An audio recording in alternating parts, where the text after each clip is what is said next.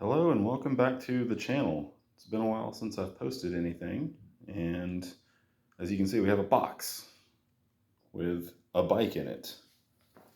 Bikesonline.com, they are the exclusive US distributor of Polygon bikes. So what we've got here is an Extrada 7 in an XL frame because I am tall. And so this isn't a pure unboxing video because those are like when I haven't even seen what's inside here. I wanted to open it up, make sure there was no damage. But we're just going to kind of pop her open and see how it looks when it comes. Because I haven't really pulled the bike out. I pulled the boxes and such out. But there is, interestingly, not a ton of packing material in here. This is a pretty nice little box they give you. We'll open that up here in a second.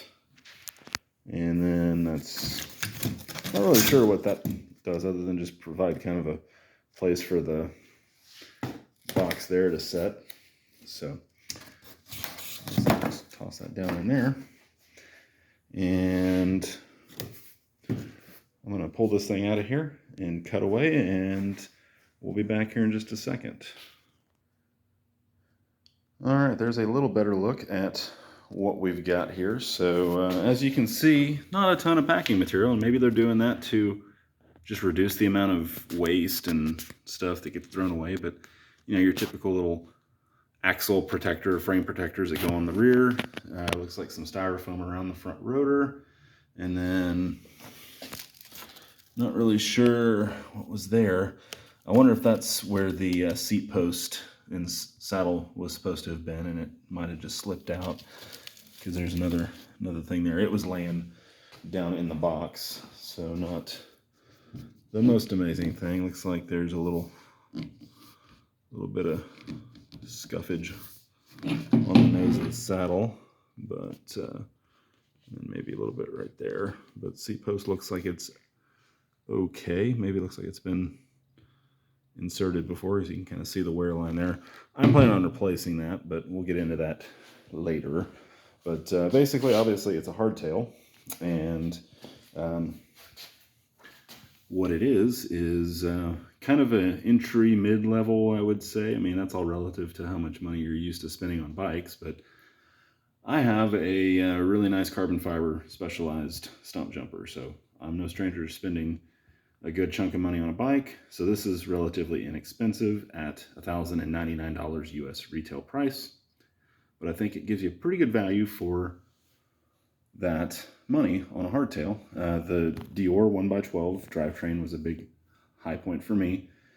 It does come with tubeless ready rims. They're 30mm internal width, so nice wide rims. However, the tires are not tubeless ready. You would have to either chance it with doing your own tubeless conversion on those, or getting some tubeless tires. And then, it's just their house brand of components. And then the fork on it is an SR Suntour. Actually, hang on just a second. It's an SR Suntour XCR 32, so it's got 32mm upper tubes here. Lockout, hydraulic lockout, and it is an air fork, and that's something that at this price point generally you do not see. Most of them are going to be a coil sprung fork, and this is pretty nice because it's tunable as far as the air pressure goes, and you can set it up for whatever weight the rider is. I've heard good and bad things about this fork. I actually had one of these forks on a 2015. I'm sure there might be some differences travel wise for sure. This is a 120mm travel fork. The fork I had on a Novara from a few years ago was an 80mm travel fork. So a little bit more travel. This kind of puts us in the cross country to light trail category, and that's more or less what I want to do with it. Just kind of easy stuff. Have it as a bike to loan to people that might want to go riding. And not really planning on upgrading a ton of things. Dropper post is definitely going to be on the list. It does have internal routing provisions, which kind of hard to see, but down over there. And yeah, I'll throw a different set of tires on it to make it tubeless. I've actually got a whole set of wheels, which the bummer is I didn't realize until after I ordered this. This fork is not boost compatible. It's a 15mm through axle, but not 110mm boost spacing. So the boost front wheel I have will not work unless I change out the fork. The rear wheel and the frame is boost 148. So don't know why they did that. Kind of a bummer, but it is what it is. But I do have a set of tubeless tires on those wheels. Those are the stock wheels off of my Specialized, because I had upgraded to carbon wheels and also some different tires. So there at least is a nice, easy, cheap upgrade for me, is to put a nicer, lighter set of tubeless tires, and that will definitely get this thing. You can tell these are very thick, heavy tires, very entry-level WTB tires. Looks like they'll roll pretty fast. I'm going to give them a go and see what it's like riding on tubes again. I haven't ridden on tube tires off-road in 5 or 6 years.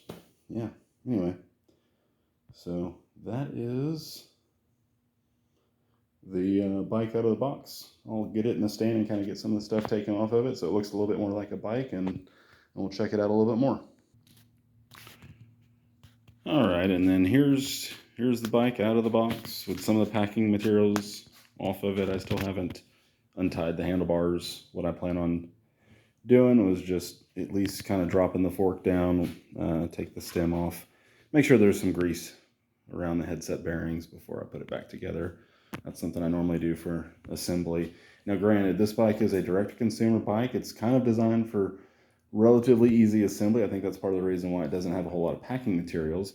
They do recommend that you take it to a professional mechanic, have everything set up properly, such as tensioning and truing the wheels, and just going through everything, making sure everything is adjusted. I am fairly skilled at that, having worked at a bike shop. Definitely no professional, but I know enough to handle a bike like this. So this is your nifty little owner's manual packet box.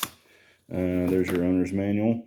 Comes with a set of bits, a beam style torque wrench, basically. Very rudimentary, but hey, that gets the job done for somebody that doesn't have tools. And then a pedal wrench, which is kind of nifty. I can't do anything one-handed here. All right. So yeah, nice little pedal wrench. And then underneath there is going to be all your reflectors and a very, very basic set of plastic platform pedals. Those are definitely going to be something that I will... What brand is that? Feeman. Anyway, yeah, very inexpensive pedals. It does come with a nifty little bottle opener keychain. And your reflectors. That's the torque wrench card. Tells you how to use it and all that good stuff. Plus some other little doodads in there.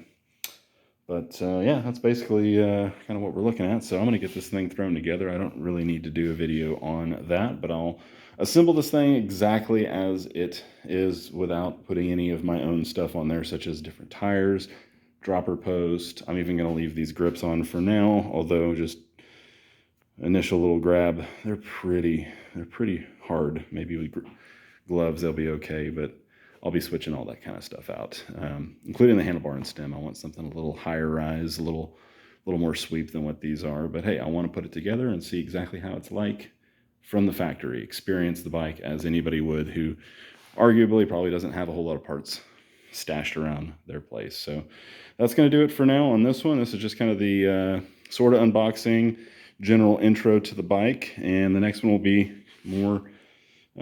you know, my first impressions after having ridden it around a little bit, fully assembled, all that good stuff. Any notes or thoughts about things I found while setting the bike up and getting it assembled, I'll go over all that stuff in the next video. Thank you for watching, and please click that subscribe button so you can watch my next video when it comes out in a year and a half. No, hopefully it'll not be that long. But again, I appreciate everybody that watches these. I know I don't post a whole lot and do really any editing because I don't like to, and I also don't know how to. So if you're suffering through all that, thank you very much. And get out there and ride.